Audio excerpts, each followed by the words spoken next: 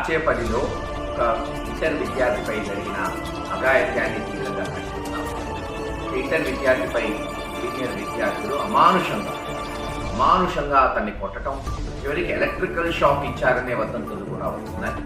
ఇటువంటి ఘటన పునరావృతం కాకుండా ఈ ప్రభుత్వం చర్యలు చేపట్టాలి. ఎందుకంటే విద్యాశాఖ మంత్రి లోకేష్ గారు ఆయన శాఖ తప్పితే మిగతా అన్ని శాఖలు చూస్తున్నారు. ఆ శాఖలో ఏం జరుగుతుందో ఎవరికి అర్థం కాదు.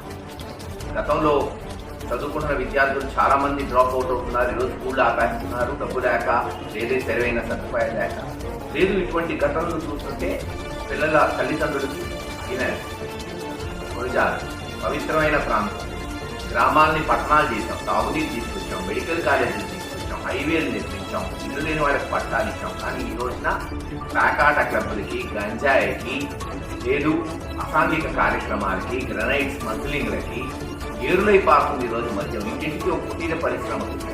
ఇటువంటి వాటికి అది మరి గురజాల ఈరోజు ప్రసిద్ధి కాదు. తక్షణమే చర్యలు చేపట్టాలి. అంతేకాదు చాలా వదంతులు ఉన్నాయి ఆ పుట్టిన విద్యార్థుల మీద.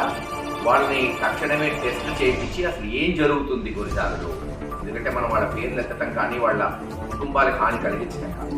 మరొకసారి ఇటువంటి ఘటనలు పునరావృతం కాకుండా యాక్షన్ తీసుకోవాలి పోలీసులు. కేవలం ఏదో ఇది ప్రేమ కథనో ఇంకో దాని వల్ల ఘటన జరిగిందనో చేతులు దయచేసి పోలీసులు కఠినంగా వ్యవహరించాలి. ఎందుకంటే ఇలా చూస్తున్నాం పోలీసు వ్యవస్థ అంటే అక్కడ ఉన్న సగం మంది సిఐలు, ఎస్ఐలు కేవలం తెలుగుదేశం నాయకుడికి వంట పాడేవాళ్ళు చెప్తే పనికొచ్చేటట్టు కనపడదు.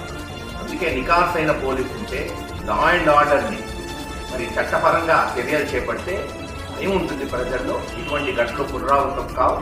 గతంలో కూడా వైఎస్ఆర్సీపీ ప్రభుత్వం ఉన్నప్పుడు కూడా వైఎస్ఆర్సీపీ కొంతమంది నాయకులు ఒక బీసీ డాక్టర్ మీద దాడి చేస్తే వెంటనే 307 పెట్టి వాళ్ళని అరెస్ట్ చేశారు.